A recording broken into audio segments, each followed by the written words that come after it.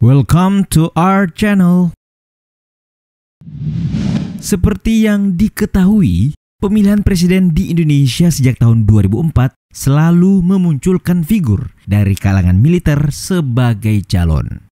Jika melihat media-media arus utama akhir-akhir ini, saat ini figur militer lebih banyak dibandingkan pilpres-pilpres sebelumnya yang meramaikan bursa capres.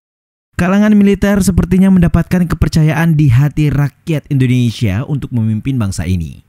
Disebut-sebut mempunyai potensi maju sebagai calon presiden, berikut ini sejumlah figur dari kalangan militer.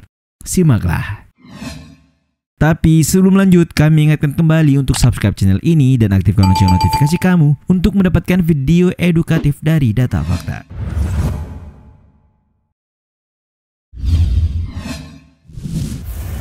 Prabowo Subianto. Figur kalangan militer yang dianggap paling berpotensi untuk maju bertarung pada Pilpres tahun 2024 adalah Prabowo Subianto. Melansir laman sindonews.com, dari sekian banyaknya figur militer yang berpotensi, Prabowo Subianto disebut-sebut mempunyai kans terbesar. Berdasarkan elektabilitas, mantan Danjen Kopassus ini masih sebagai daftar tokoh yang paling diunggulkan menjadi capres. Survei IP pada September 2020 menjabarkan elektabilitas Prabowo nomor 2 dengan persentase 16,8%. Sedangkan survei Populus Center pada November 2020, elektabilitas Ketua Umum Partai Gerindra ini di posisi pertama dengan persentase 18,3%. Tidak mengherankan sebenarnya dan bukanlah hal yang mengejutkan bila elektabilitas Prabowo masih dapat diandalkan. Dengan modal capres 2 kali berturut-turut pada tahun 2014 dan 2019, sangat wajar bila elektabilitasnya masih diperhitungkan. Prabowo punya beberapa keuntungan sehingga ia masih dapat memelihara citranya untuk Pilpres 2024. Jabatan sebagai Menteri Pertahanan dapat dimanfaatkan untuk menunjukkan kinerja yang baik agar dapat menggalang simpati dan dukungan publik. Selain itu, Prabowo juga mempunyai partai yang dapat dijadikan sebagai kendaraan politik untuk maju sebagai capres.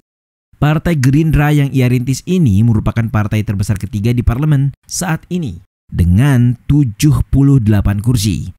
Sehingga untuk mengusung calon presiden dan calon wakil presiden, Gerindra hanya perlu koalisi dengan 1 atau 2 partai. Pada Pilpres 2024, pria kelahiran 17 Oktober 1951 ini telah berusia 73 tahun. Jika ia bertarung lagi, hal tersebut akan menjadi pertarungan keempat kalinya bagi Prabowo. Sebab pada tahun 2009, ia juga maju bertarung sebagai calon wakil presiden yang berpasangan dengan Megawati. Nah, kira-kira kali ini siapa ya yang pantas mendampingi Prabowo?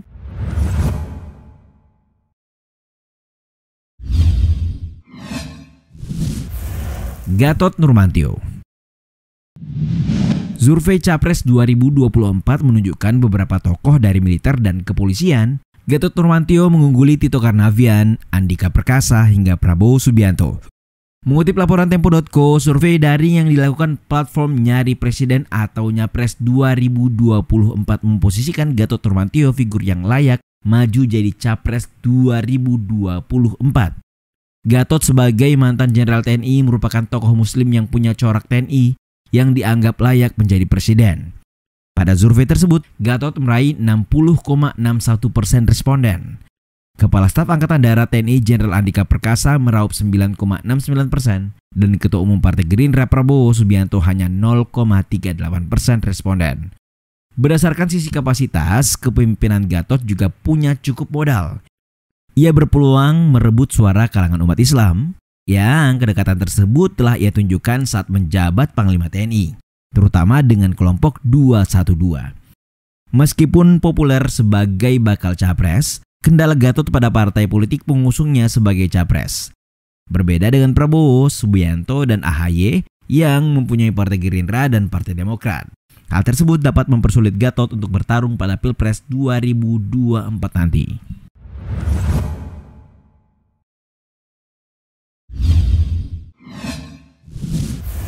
Andika Perkasa. Kasat Jenderal Andika Perkasa juga merupakan figur militer yang dianggap layak menjadi capres ataupun cawapres. Lebih muda dan punya karier militer yang cemerlang, tidak mengherankan bila Andika diperhitungkan sebagai capres. Selain itu, ia juga mendapatkan dukungan dari pihak istana. Andika punya kedekatan dengan Jokowi karena pernah menjabat sebagai Komandan Pas Pampres. Jenderal Bintang 4 ini punya nilai lebih.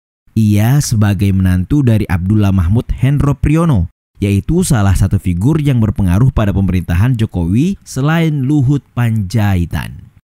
Pria yang akan berusia 57 tahun ini dapat dikatakan lebih muda dibandingkan beberapa seniornya di TNI, dan tentunya dapat dijadikan nilai tambah. Andika diketahui pensiun pada tahun 2023 atau setahun sejelang Pilpres, sehingga ia punya jeda setahun untuk menggalang kekuatan politik. Namun, elektabilitas Andika masih tidak dapat menyaingi seniornya seperti Gatot Nurmantio, AHY, dan terlebih lagi Prabowo Subianto. Hal yang dapat ia lakukan untuk memperbesar peluangnya sebagai capres yakni bergabung dengan partai politik atau bahkan mendirikan partai politik.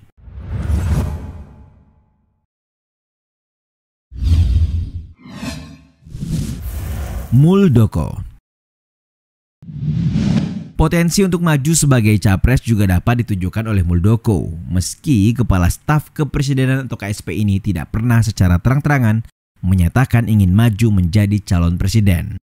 Sebab seperti halnya Jenderal TNI lainnya, mantan Panglima TNI ini punya kans maju capres. Figur seperti Muldoko dikenal berpengalaman karena selain sebagai Panglima yang menjabat KSP, ia juga menjadi orang kepercayaan Presiden Jokowi, sehingga ia dapat menggalang dukungan dari pihak istana. Namun dibandingkan dengan Gatot yang telah melakukan beberapa investasi politik seperti bergabung dan aktif di KAMI, Muldoko cenderung tidak agresif untuk bertarung sebagai capres. Karena itu, peluang Jenderal TNI Bintang 4 ini untuk meramaikan bursa capres tergolong lebih kecil dibandingkan tokoh dari kalangan militer lain yang berpotensi sebagai capres.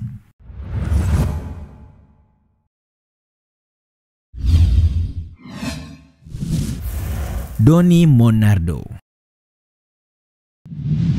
Bursa capres untuk Pilpres 2024 yang diketahui menyeret beberapa tokoh dari kalangan militer juga menyeret figur Doni Monardo yang berpotensi sebagai capres. Hal tersebut tidak terlepas dari kiprahnya yang menjabat sebagai Ketua Satgas Penanganan COVID-19 yang melanda negeri ini. Seperti yang dilansir dari laman genpi.co, pengamat politik Paramadina Henry Satrio mengungkapkan, masih banyak tokoh yang layak bertarung pada Pilpres 2024 sebagai capres.